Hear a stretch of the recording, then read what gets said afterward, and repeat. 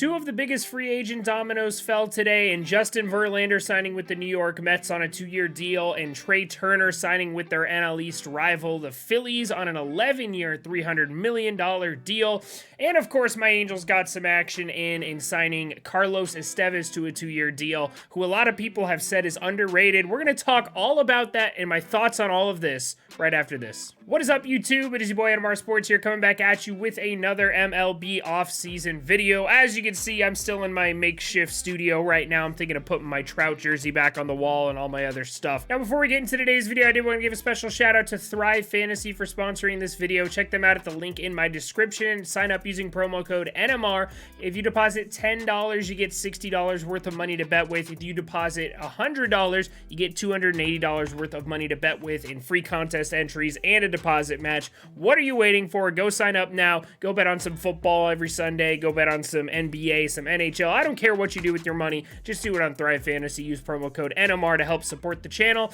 Don't forget to leave a like on the video and subscribe. Let me know what you think of these free agent deals down in the comment section below. Without further ado, let's get talking about these free agent deals. All right, and since I am an Angels fan, you know I got to start off with the Angels news. It's official. Carlos Estevez and the Angels have agreed to a 2-year contract. So according to Jeff Fletcher, the Angels have signed Carlos Estevez to a 2-year deal. It is $13.5 million, so about $7.2 million a year. Honestly, it seems like a pretty okay signing. A lot of articles I've been reading have been really high on Carlos Estevez. I'll be completely honest, I had not been aware of him going into the offseason, but let's take a look at his numbers. So he was drafted by the Colorado Rockies, so he's played his entire career in Coors Field, and as you can see, his ERA is not ideal, and neither of his FIP. Honestly, his FIP's been kind of hovering around the 4s, but realistically, when it comes to Coors Field, you're just not going to put up good stats. He had a 135 ERA plus last year, which is honestly really, really good for somebody pitching in Coors Field, and his entire career, he's actually been above average, with the exception of 2020, which is a shortened season, and his 2 rookie years where he was close to league average, but not quite there. So honestly, I think it's a solid pickup. I don't love it. I don't think he's going to be, you know, our next best closer, our best relief pitcher in there, but he is a solid relief pitching option, which I like to couple with our, you know, young up-and-coming relief pitchers that I talked about in my previous video, like Eric Torres, Colton Ingram, etc., etc. So there's going to be a pretty good amount of guys the Angels are going to have to use in their bullpen next year. As you can see right here, the only thing that's really elite about him is his fastball velocity, but take all these with a grain of salt since he was playing in Coors Field. The ball travels a little bit further there. So I think realistically, he's going to be a solid middle to back end reliever for the Angels. So honestly, I do think this is a very good signing, and I think he's going to be very helpful for a really bad bullpen that it was last year. And then, of course, the biggest news of the day, 2 of the biggest free agents are off the board, and we'll start with Justin Verlander. You can see he and the New York Mets agreed on a deal, 2 years and $86 million. That is absolutely nuts. $43 million a year for a guy in his 40s, but hey, get that bag, Justin Verlander. Good for you. The Mets, honestly, I really feel like they downgraded going from DeGrom to Justin Verlander. Some people seem to disagree with me, but DeGrom is the best pitcher in all of baseball, and it's not even close.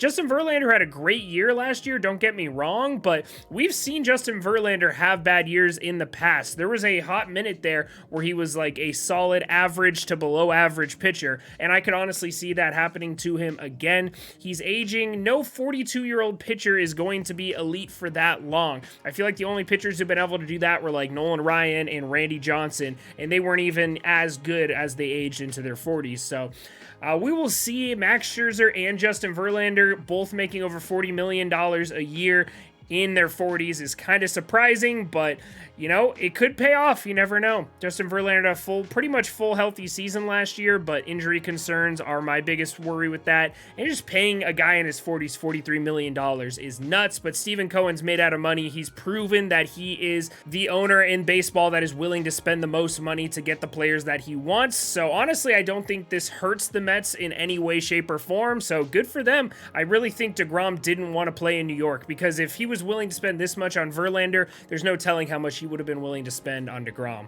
And then, of course, last but not least, we have the Phillies signing shortstop Trea Turner. 11 years, $300 million. Obviously, Trea Turner's an elite shortstop. He's got elite speed. He can hit for power. He can hit for average. I could see him being an MVP candidate next year, realistically.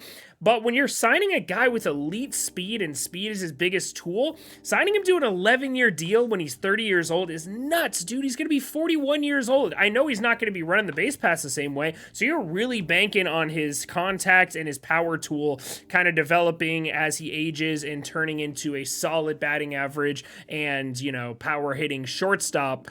And hopefully he can keep up his elite defense as well, even though he's going to slow down, obviously, in probably year 4 or 5 of this deal. So, honestly, it just seems like the Phillies are really in win-now mode. We know they made it to the World Series last year. So, if they can repeat that performance, get to the playoffs, I think they can make a deep run with Trea Turner there. But this contract absolutely terrifies me. That's what I was worried about the Angels signing him. I could see this turning into one of those really bad albatross contracts that you see in YouTube videos 5-10 years from now. Kind of like Albert Pujols, kind of like Anthony Rendon, Steven Strasburg, etc. And maybe it's just a curse with playing for the Nationals. I don't know what it is. All right, so that is going to do it for us today in this video. Let me know what you think of these free agent signings down in the comments. Do you like the Angels signing Carlos Estevez? Do you like Justin Verlander getting paid $43 million as a 40-year-old? Do you like Trea Turner getting signed through age 41? Let me know down in the comments below. Don't forget to subscribe for more daily MLB content and leave a like on the video. Help it reach more baseball fans. I appreciate you guys. It's so good to be back here on YouTube posting with you, and I'll see y'all in the next one. Have a great rest of your day.